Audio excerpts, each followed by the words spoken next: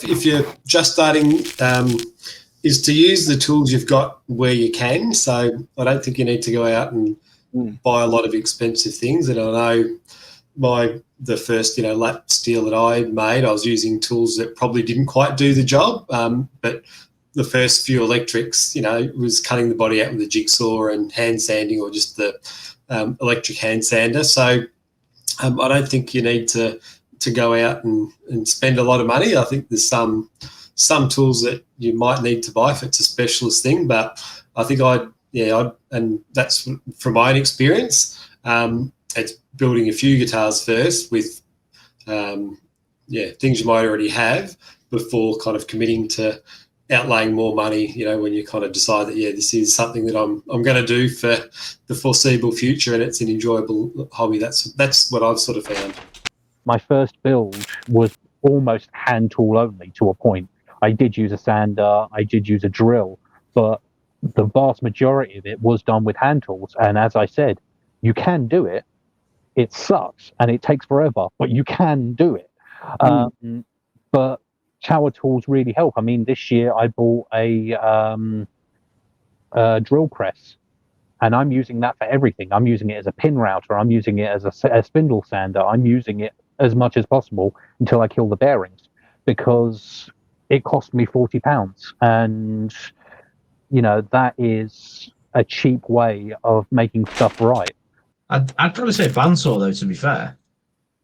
Because I've seen people having a go cutting out necks and bodies with a jigsaw, which is doable, but obviously the blade likes to wander. So you can end up cutting on an angle, without knowing, and your blade will drift underneath. But yeah, I'd say a bandsaw, because even what was mine? Mine was obviously only a small benchtop one, but it was still big enough to cut everything I needed, really. Cut a body out, fine. I just think, probably the most useful thing, really. Yeah, I think that was one of the first things I got, that, and I bought a pillar drill as well.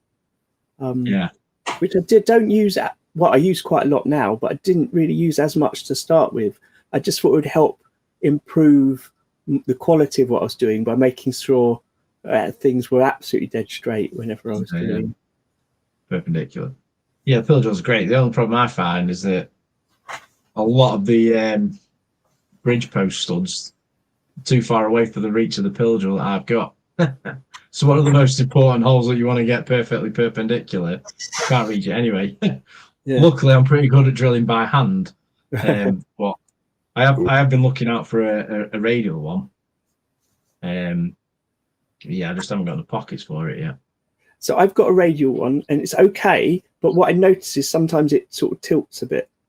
So every time I use it, I have to use my set square, make sure it's all perfect. And sometimes I forget, and then I notice it's not quite as good as I want.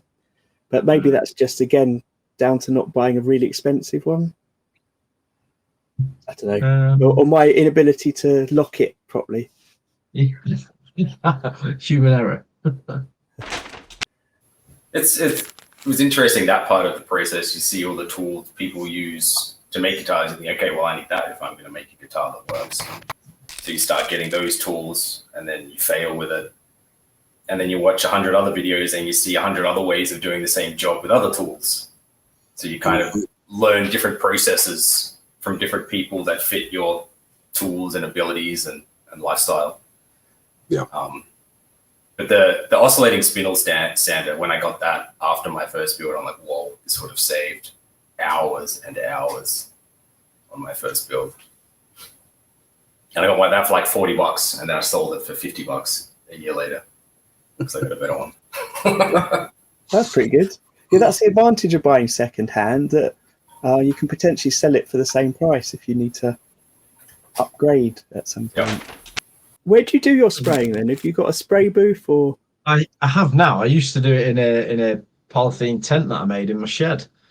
Literally made a 2x1 frame that was 1200 by 600. So what's that? 4 foot by 2 foot footprint, and just tall enough for me to stand up in and hang a guitar. And it was just a 2x1 frame wrapped in a polythene sheet.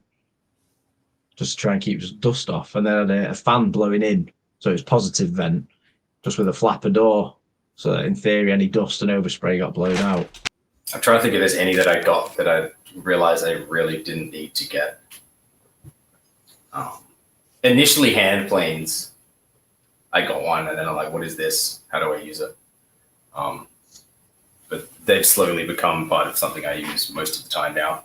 Once you realize how to use them and how useful they are. My old tiny workshop, I spent so much of my time, because I could only have one sort of benchtop thing out at once, moving it round and setting up, and it was just so time consuming. So moving to a larger workshop changed for me what I could do, because I could just have everything lined up to move across. Exactly. I was the same. I had a little router table, this big, which way? That way. But like this big, under the bench, benchtop bandsaw, and like you say, you've got these things that, and you have to pack it in a certain way, and then you've got to move everything to get the tool that you want to use, and then it's got to go back under.